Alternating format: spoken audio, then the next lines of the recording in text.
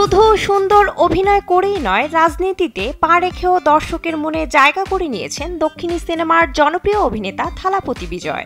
এবার শোবিজ জগৎকে বিদায় জানিয়ে পুরোপুরি রাজনীতিতে মন দিতে চলেছেন তিনি। বর্তমানে তার সর্বশেষ সিনেমা জননায়ক নিয়ে ব্যস্ত সময় পার করছেন বিজয়। জানা যায়, প্রেক্ষাগৃহে মুক্তির আগেই সিনেমাটি আয় করেছে প্রায় 251 কোটি টাকা।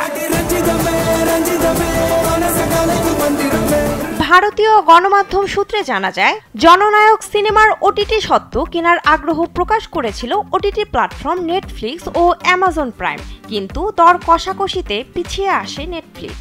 Walton washing machine, simplifying life with hassle-free washing. সর্বশেষ 121 কোটি রুপিতে স্বত্ব কিনে নিয়েছে অ্যামাজন প্রাইম, যা বাংলাদেশি মুদ্রায় 172 কোটি 95 লাখ টাকা।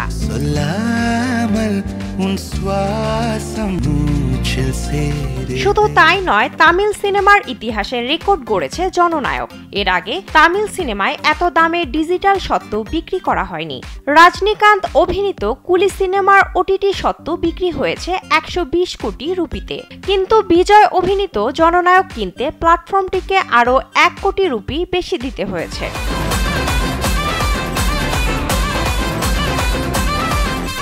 মোটা অঙ্কের অর্থের বিনিময়ে জননায়ক সিনেমার স্যাটেলাইট রাইটস বিক্রি করেছেন নির্মাতারা।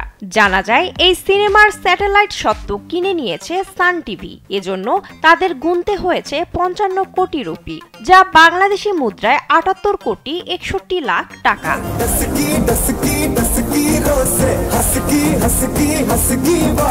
দুটো স্বত্ব বিক্রি করে এখন পর্যন্ত সিনেমাটির মোট আয় দাঁড়িয়েছে 176 কোটি রুপি, যা বাংলাদেশি মুদ্রায় 251 কোটি 56 লাখ টাকা। তবে সিনেমাটির বাজেট ধরা হয়েছে 300 কোটি রুপি।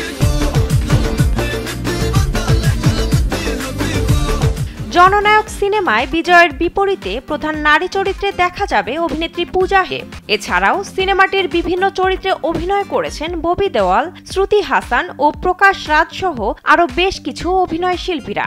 2026 সালের 9 জানুয়ারি প্রেক্ষাগৃহে মুক্তি পাবে সিনেমাটি।